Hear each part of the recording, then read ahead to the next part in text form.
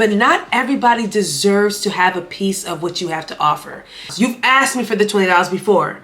So why would you go ahead and take the $20 and then lie about it? Envious or jealous vibes towards me when it came to my success. The lying just became a constant thing. I never honestly knew when the person was telling the truth about certain things. I didn't trust him. So, all right guys, so we're back today with another story time video. So I'm not gonna hold y'all, I'm nervous again.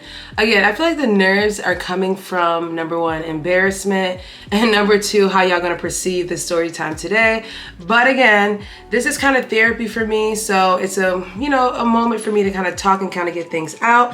I actually talked to my therapist last week and we have a conversation about, story times. And I told her how I kind of brought this series on my channel, and then I kind of started doing a little bit of story times about my past and the situation.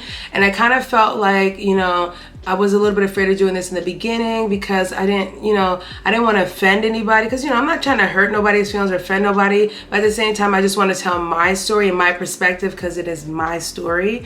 So I was telling her how I was nervous, but then again she was explaining to me how even within the 2 years that I've been in therapy, I feel like right now, because I'm so vocal and I'm so free, and I kind of feel like I'm just kind of at a spirit and a place where I just kind of want to talk to you guys and kind of get it out. And she was basically saying to me how this is kind of like, my final say, and then I can go on, you know what I mean? So it's kind of therapeutic when I'm having these kind of like story time sessions. All the story times are not going to be about this session, but since we're on the red flag, I'm going to continue the red flag. Today's story time is a little bit of a this story time today, I first told my friends, my main friends. Y'all know who they are though. If you watched the recent Antigua vlog from this year, you guys know who the girls are. I told them for the first time this story time.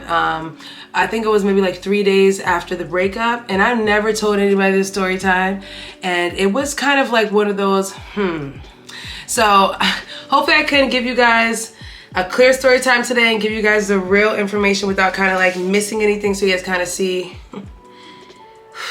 Again, I got a little bit of liquid courage today because I'm gonna need it for this one, just because. So obviously I did my brows already, and I did go ahead and put my foundation powder on my eyelids. All I use is my Fenty Beauty 450 foundation powder for my eyelids. That's it. I'm not doing shadows. I just put my foundation on my eyelids, my powder, and I did my brows. So I did everything already in that sense, just because I'm not doing like a magical eye today. I'm not doing anything fancy. I do have a few hair videos to do, so right? So yeah guys, so let me get my products together. Again, this type of stuff makes me nervous, but let's get into it. All right y'all, so this story time takes place like in the very beginning of me talking to this person.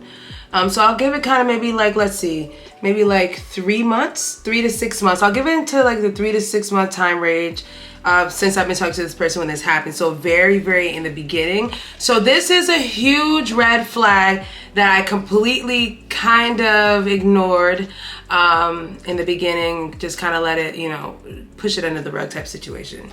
So I remember, I don't know if you guys ever, I think it's more trauma based, or kind of like a situation that kind of, or if you're in a certain time zone or like a certain era when you were going through trauma, you kind of remember like the smell of stuff. You kind of remember like the way things feel, the vibes, the atmosphere. I don't know if what it is about this certain story time, but I can remember like the feel of it, the vibe of the atmosphere that day, and like what everything, like how it smelled outside. I don't know, I guess like when you have like a, not a traumatic, but kind of like one of those kind of like things that you'll never forget type of moments, you'll remember every part of it type of situation, right? So so I remember me and this person were coming back from, I guess, going to eat or whatever, right? So I had the car parked out in front of the person's house or whatever, and we were just in the car talking or whatever. I had $20 that I had in cash, and back then, I don't know, I was carrying cash. I feel like now nobody ever carries cash. Y'all be carrying cash? Because I feel like nobody carries cash anymore. But for that day, I had cash in my pocket. So I was still living in Connecticut at this time, and I would go to this person's house, and I would go to the nursing job that I had. And I had this nursing job that I would go to like once a week. Just because around that time, you know me, you first starting off on YouTube, you making money or whatever, but you're not sure if it's going to be like for real money. So I always kept a job still. So I would go like to this person's house on the weekend or whatever, and if I had to go to this job or go overnight, and then I would stay there, and the next morning I would drive to Connecticut so that I can go do this job or whatever, right? So I still had this job, even though I was still an influencer. I was a scary influencer, so I still had a job. So while we were in the car together, right, I had $20 in my bag. So I took the $20 out of my bag because I remember that I needed to put like a little bit of gas in my car. So for me, I'm like, all right, like I need to put some gas in my car real quick. Sorry, y'all, I just got a real quick call, so I have to answer that. But like I was saying, so I had $20 in my bag or whatever, and I knew that I needed to get gas in my car the next day because I had to get to work. So for me, I'm like, all right, I'm gonna leave this $20 in the car just so that I don't forget and I'll remember, because I swear, everybody's trying to ruin my videos today. Anyways, so like I said, I left the $20, so I was like, okay, I have the $20, and the person was sitting right next to me in the car, right? So I remember saying to the person, look it, I'm putting this $20, like it was just kind of like, so I could remember and the person could remember too. And I'm like, yo, okay, I'm gonna put this $20 right here because I'm gonna get gas. And usually I would do that because there's a gas station right like before you're about to get on the Jackie Robinson off of Bushwick Ave. There's a gas station right at that corner. I like to go get gas there and get like a coffee or like a soda or something in the morning, because that ride from New York, from Brooklyn, all the way to Stamford, Connecticut is at least like an hour and 15. So I wanted to have my $20, you know, my $20 cash, so I can put my little gas in my car, and then I can get to work or whatever and get me like a little snacky snack in the morning. Not saying that I didn't have other money, but I was like, I had it set in my head I was gonna use the $20. So I was like, yo, remember that I'm putting like together so I can remember. And if I wanted to ask the person in the morning, where did I put that money at? The person would tell me, oh, it's in the glove compartment. So we both looked at me put the $20 together in the glove compartment. All right, guys, so we put the $20 in the glove compartment together, right? So that was fine. I put the money there. I remember that the money was there. So in the morning I had my plans to go get this gas in the car on my way to work. So the next morning I noticed that the person actually woke up kind of earlier than usual. Usually they'll go, you know, maybe like, I don't know, they had this tendency of leaving and then going to like, I guess the store.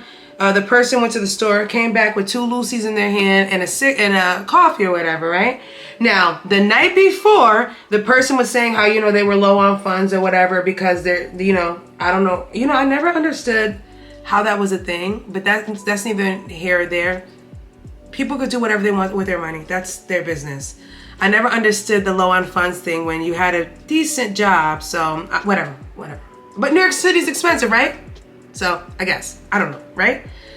So y'all know how y'all kind of like pick up to something, like see like, okay, so like you were just complaining about how you don't have money to like do anything right now because you get paid in like 3 or 4 days or whatever. So, but you got money to go get a Lucy at the store and you got money to get a coffee, right? But this is the same person that was talking the night before about not having funds. So it kind of threw me off because like you showing up here all jolly McJawster at the house in the morning, right before I'm about to get to work. And again, these are things that you pick up on, but you don't piece them together after because you're just kind of like, whatever, right? Right?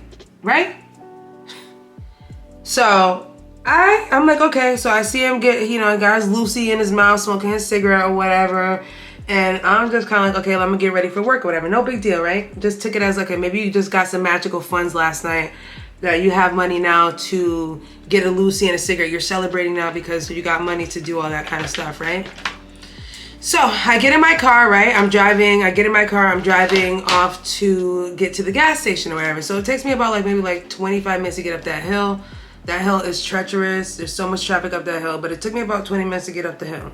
So as soon as I get to the gas station, I go into the glove compartment to look for the money, right? So I'm shuffling through the glove compartment because I know exactly where I put the money at. One thing about me that you guys were learning, I don't know if I've mentioned this to you guys before, I have a really, really good photographic memory. Like I can remember places, things, and again, that's why it comes with the senses, like remembering what a place smells like or what something smells like. I have a good photographic memory. I can remember what something looks like. I can go to a place one time, remember the direction, the location, everything. So for me, I'm like, there's no way. Again, I'm like, no, there's no way. Like, I know I put this money in here. Like last night I put this money in here, right? So I'm shuffling through the thing. And of course the time is running out. So I end up calling this guy and I'm saying, hey, like, didn't I put the money in the glove compartment last night? Like, you don't remember, like I put the money in the glove compartment, right? And this person's like, yeah, you put it in the glove compartment last night. And I'm like, so why is the money not in here? I can't find the money in here. Like, I locked my car door last night. I made sure I checked everything. So why is the money not in here? Like, where's the $20? Like, and I'm just sitting there like, again, at this point, I'm sitting here trying to create like, okay, like maybe somebody broke in the car. You can't really break into a Lexus. Like, I'm going to be completely honest. It's hard as hell to break into a Lexus. Like, even shattering the glass is hard as hell. The glass is very, very like fortified strong. It's like super hard to break the glass on that car too. You can't even take the tires off the car. So in my head, I'm like, so again, me rationalize this, trying to pick up things like saying, okay, well, maybe like somebody like just got in the car. But when I got in the car wasn't in disarray, you know? So the car was normal, like nothing else was taken. Like, so I can't be tripping right now, right? Like I can't be tripping. Like, okay. So I'm trying to find reasoning. I'm like, okay, maybe I didn't put it in there. Like maybe I forgot and I took it out. Like all of these things I'm creating. All of these things I'm creating, and this person sitting on the sideline saying, yeah, like, I don't know, like, what? Like, that's crazy. So at this point, I've already come up with, like, let me just put gas in this car, and, like, I'll figure this out later. So I'm on my way to work, and I'm just sitting in the car just thinking about it, like, okay, like, there's, like, I know I'm not bugging, like, I know I don't be tripping, like, that hard. Like, I can never trip that hard like that. And not even over $20, right? Like, what the hell? Like, I know I put the $20 in the car.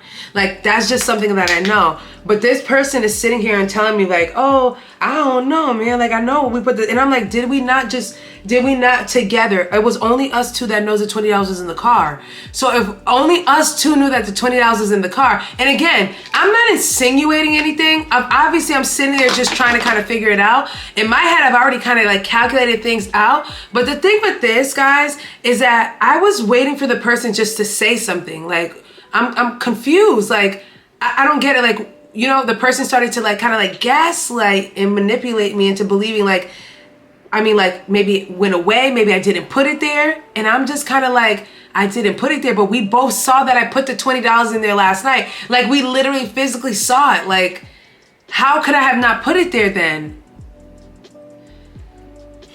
Like when I told my friends about this story, like 3 days after the whole breakup situation, this is when I was just ranting and talking shit. Cause you know, I had to pop my shit around that time, okay? So I was telling them everything that happened. And Monica brought up a good point, and I feel like this is the part where I can kind of explain to you guys how I kind of just let that go under the table and go.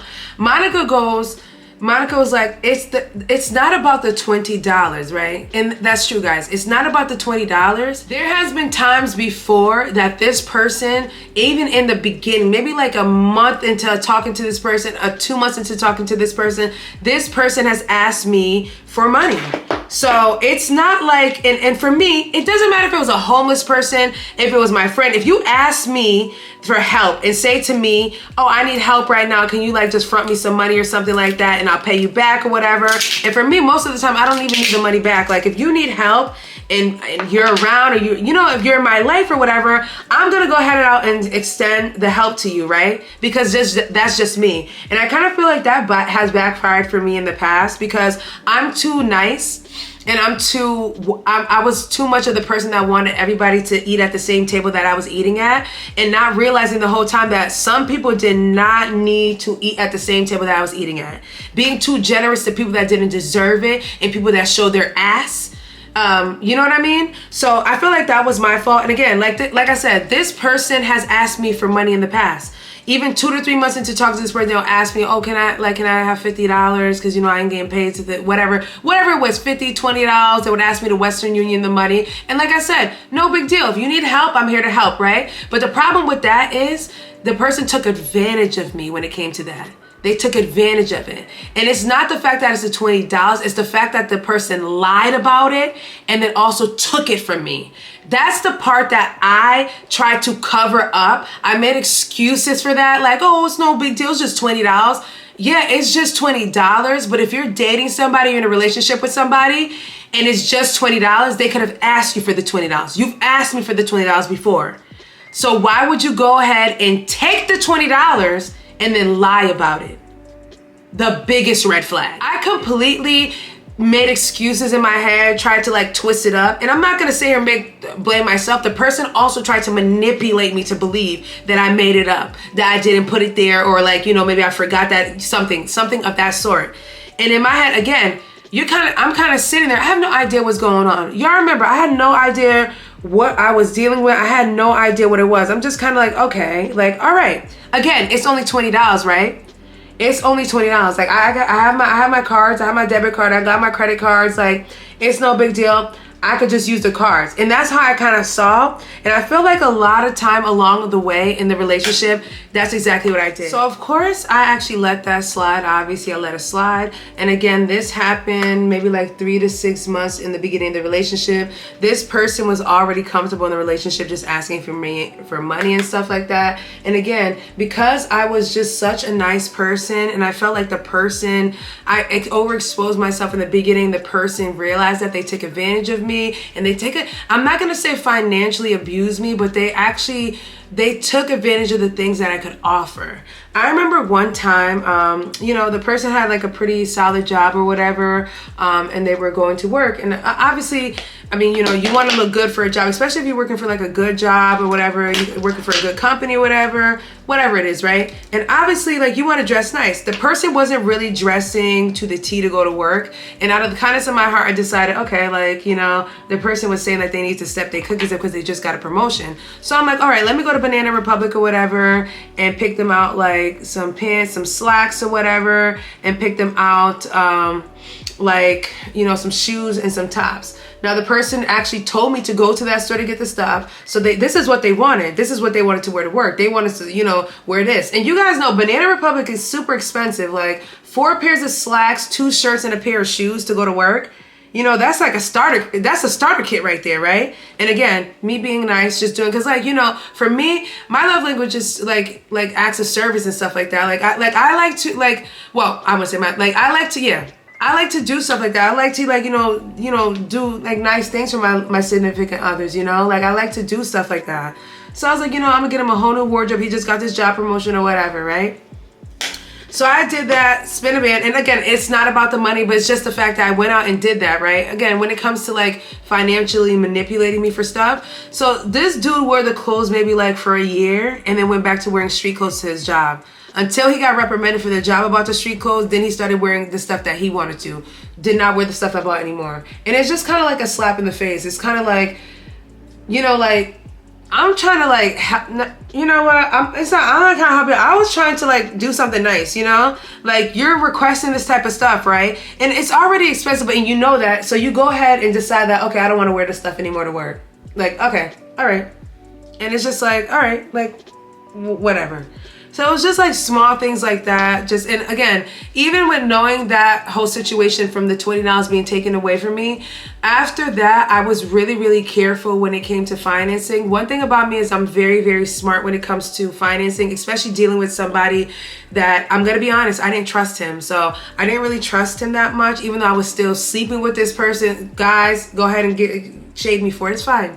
Like, I'll take the L for that, because that's embarrassing that you don't trust somebody that you're sleeping next to, right? Or sleeping with, right? Yeah, crazy, right? Right. So you live and you learn. But I didn't really trust the person. So when it came to like finances and stuff, I never ever discussed my finances or what I had or what I was getting, just because the person showed very envious or jealous vibes towards me when it came to my success. So I never ever talked about it. I never discussed it to them, because I just didn't trust them with the money. Money was taken away from me before. So I just didn't feel like that was something that I could, you know, really, really trust them with, right? And I know some of you guys kind of like, how can you stay with this guy? So even during the detachment phase, I'm gonna let y'all know right now, I literally only took care of myself.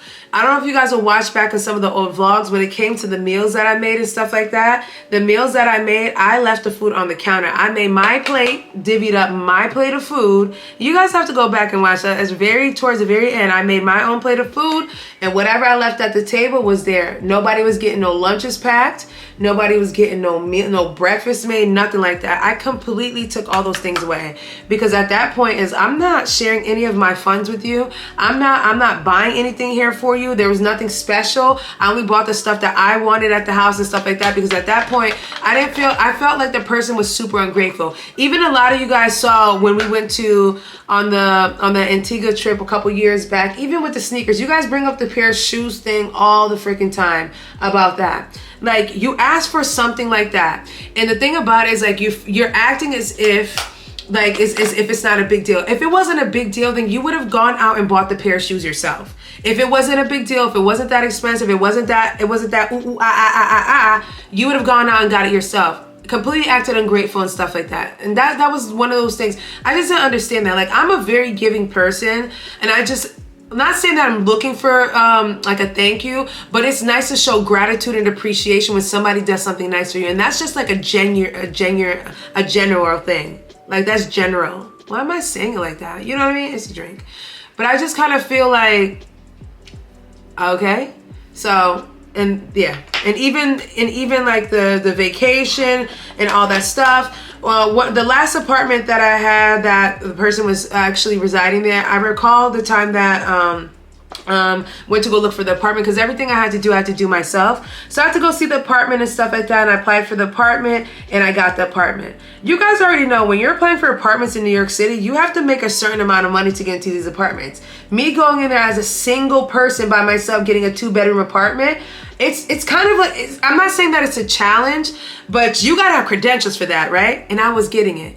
And I felt like the person was super jealous of the fact that I was getting it, but it's not my fault that you cannot be put on you know, the lease for whatever personal reasons that you have. I always felt like just because I was able to, like, financially do certain things, the person was upset and I wasn't putting them into it, because I just don't trust you. So why would I put you on a lease on an apartment that has to be paid? I don't trust you. You know, when it comes to money, I just didn't trust the person, because that experience from before, from taking from me, I was afraid that if I was too loose along the way, that this person would take away from me. So I remember getting this apartment and the person saying, and this was just so ungrateful. The person goes, I go, oh, do you like the apartment like that I got? Like, it's really nice. I might do the entire process. I show pictures and stuff like that. They were never interested in coming to the showings and stuff, which I get it. Why would you want to come to a showing that you can't even put your name on an application for? I get it, right? So I remember I got this apartment and I said to the person, oh, what do you think about it? Do you like it? And the person goes, it's just a regular New York City apartment. It's like nothing like crazy. And it kind of irritated me, guys. I'm not gonna lie, it really irritated my soul, because if it's just a regular New York City apartment, then why don't you get one? Like, I don't get it. I can honestly admit the issue with me is that I feel like I can always control or fix something. And I'm not gonna say that it's a Capricorn trait. I'm just gonna say that's just my personality. And I'm not saying that I was trying to fix somebody. I felt like with a lot of these situations, especially the ones that I just threw under the rug, like stuff like that, I felt like I did that because I felt like it was something that wasn't going to happen again, or it was something that wasn't that serious or something like that. Making the excuses that I did that often was the reason why the person was able to continuously do things to me until I started to detach from the person. Then I was completely separating myself from the person. But around the times that I wasn't, the person was, he knew. He absolutely knew what he can get from me and what he couldn't get from me. So it was all manipulation from Jump Street, guys. And again, from the gaslighting to the beginning, and also from the lying, like straight lying in the beginning, the lying just became a constant thing. I never honestly knew when the person was telling the truth about certain things. Cause like, why would you lie to somebody about money? Like a little $20 in a glove compartment. Like, you've asked for money before. Like you've asked for Western Union transactions before. So like, why couldn't you just say, hey, but like instead you wanted to see if I was stupid. Like, but you know what? I was stupid in your eyes, right? I was stupid. Yeah, I was stupid, right? But again, not really, because I already knew what was happening. I knew you took it. Like, I don't know how to explain it to you guys. For the ones I've ever dealt with someone that likes to use gaslighting and manipulation as their tactic against their loved one, then you guys will kind of understand where I'm coming from. I just kind of feel like the person chose instead of asking, they chose to play a game with me. Like, and that's the part that's the sickest. Like, it's like, instead of just asking for the money like they usually would ask for the money, they wanted to play a joke, a sick game on me. And like, when I tell you I went to work that day just trying to figure out like, okay, like what does that mean? And around the time, this is early in the beginning stage of the dating this person, so I wasn't going on Reddit. I wasn't going on any of that stuff. When the mask completely fell off, that's when I started going on Reddit. That's when I started doing that, because I was just like, okay, he exposed himself a little bit in the beginning, but not too much, and maintained it for a little bit of while until the mask fell off. But I should have paid attention in the beginning, because he showed me exactly who he was. So one thing I learned in therapy after being in this 5.5, 6 year long situationship is that I don't have to change who I am just because I had a bad experience with somebody. Just because somebody ruined a little bit of time in my dating life doesn't mean I have to stop being the person that I am with somebody else. And even when I started dating my girlfriend was really like, she knew, because I've known her before, so she already knew how much of a nice, sweet, soft person I was and how open I was. But in the beginning, I was very tight with her just because I was kind of like wounded a little bit from the situation, or that whole, situationship.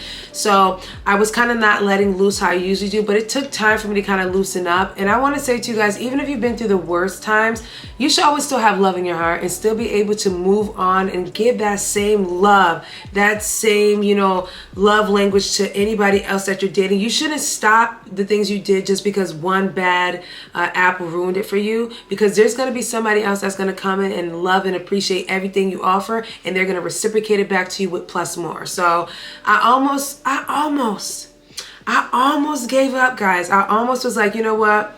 I'm good on this. I don't want to date nobody. I ain't even put an effort on no more. I'm not buying nobody. I'm not lavishing love and giving, loving up on Google Gaga about nobody no more. But with therapy, it helped me along the way just to kind of, I was almost like an ice queen for a little bit of time. I was an ice queen. So it kind of softened me back up, and I'm able to be loose now. You guys can kind of see it anyways in general now. I'm just more loose and free. I could be myself again and just kind of love the way I've always loved, and not feel like, oh, I gotta be looking over my shoulder because the same thing that happened to me before is gonna happen to me again, which it's not.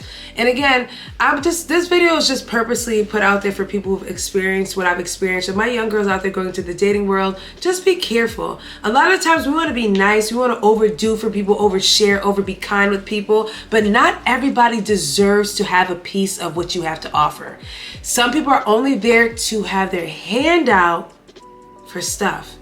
They want to take from you, but they don't want to give back, or they don't want to pour into you. So I felt like most of the time, especially that's why I was drained most of the time, is because I felt like I was constantly pouring into somebody that gave me nothing. All right, guys, so that basically wraps up today's Storytime video, guys. As always, hopefully you guys enjoyed today's video. Happy holidays to everyone, and also happy Thanksgiving to everyone. And I will catch you guys in a later video. Bye.